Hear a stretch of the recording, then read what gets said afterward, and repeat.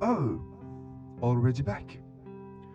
Why are you always spending your time sleeping? Are you trying to run from something? You know you and I can be apart for long. Ugh, let's do it again. They weren't that nice with you, huh? Always fighting with each other, raising their voices so loud you used to close your ears. That's funny how your name came out so often during these strives. All the hopes they put in you must have been hard to endure, I guess. Huh. Remember that one time at school when the teacher asked you to draw yourself? You painted your own face drowning into a fishbowl. You must have been under so much pressure. When you were going home, you always had that fear, that feeling of an insisting gaze. You liked to stay in your room, away from the yelling and screaming. It is sad how they took that thing from you, how it just left a void inside of you. You could have done so many things with it, but they had other plans for you. Ah, yes, I remember. I arrived a few times after that. Ah, school. Kids don't like this place. You didn't like this place. While your classmates were socializing and having fun together, you would stay apart from them, alone in a corner of the classroom. Poor you. And these kids were so mean to you, and no one would do anything about it. The teachers were just blind and let the others bully you. They thought it was just a game. But why would a good pupil such as you would have any problem?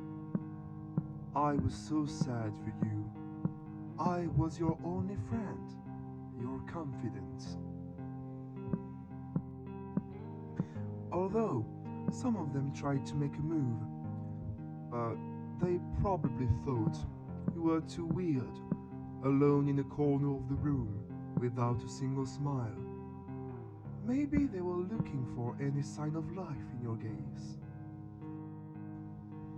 It was a very hard time for you, having only me as a friend and your grades as a solace. Maybe your parents wanted the best for you by pushing you to do better and better every day. But you hated it. You didn't care about all of this. All you wanted is to fulfill your dream, that lost dream locked in the cupboard. But do not worry, I will never ever leave you alone.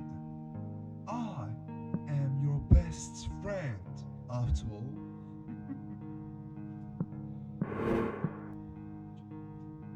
Hey, she was beautiful, wasn't she? Her long brown hair, her ocean eyes, her pulped lips, her soft and smooth skin. The feeling of her fingers discovering all the shapes of your face still lingers even after all these years. But now she's gone, and she won't come back for you.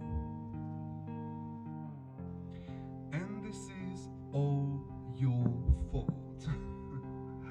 Staying in the path that you hated made you bitter, and you started to be mean toward those you loved, your friends, and the one you loved the most in the world. All of them left you. You met her in college, and she almost immediately fell in love with your hardworking and introvert side. You got closer and eventually accepted her love. You had higher and lower times together, and you two had projects. But what goes around comes around. This gloom that followed you since you were a kid, that will to stay in a humdrum, finally shattered the bond that linked you two. easy solution would be to blame your parents. But can you really be mad at them for wanting your own good? And now, I am the only one left. There's no one else here for you. All of this because of a series of bad choices, of a bitterness that lived in you since so much time. What a pity. You lost everything, and you are the one to blame. What a funny trip. Your memories are so full of emotions, and it's been a long time since you ever felt any. Wouldn't that be great to feel again? You would love it, don't you? Well, if you were not such a pitiful being, maybe you could. Look at yourself. You are just empty. You're an empty shell. You have no light within you. You have no passion to drive you. You have no fear, no anger, no love, no happiness, or no sadness to share. As I already told you, I am I. I am the only thing that exists inside your shell. And guess what? It's because of me you can't feel anything. I took everything from you. Every single thing that mattered to you are now mine. But you must understand, I'm doing it for you. You don't want to suffer. You would be too weak to survive the pain that life can procure. Look at you, useless, meaningless, weak, alone, hopeless. You are mine. Do you understand? Mine. Look at what you've done. You're driving us crazy. This world is driving us crazy. You're just dead inside. And you know, I wish things would have gone differently. I never asked to be here, replacing your emotions and what's used to bring you joy. But nothing isn't changing. You can still do something. You can still be saved. All these memories, all this suffering, you didn't just fail. You have learned, grown, and tried to do better. Yes, you tried your best. Even though you felt like everything was falling apart, you still did some things right.